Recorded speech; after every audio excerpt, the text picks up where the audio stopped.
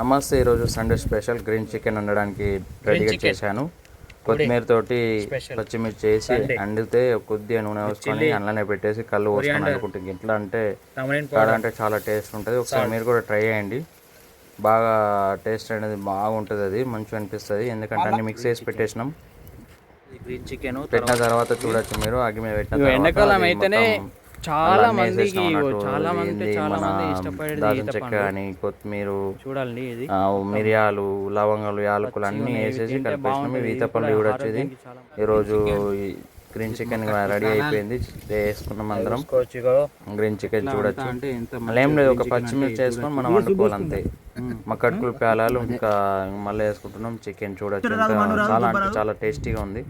మీరు కూడా ఒకసారి ట్రై చేయండి. ఒకసారి జంగల్లా అంటే అనుకుంటే ఇంకా చాలా అంటే చాలా బాగుంటుంది. ఇంకా మరి కలుద్దాం. ఓకే, మరి like and share, subscribe please, support, like చేయండి.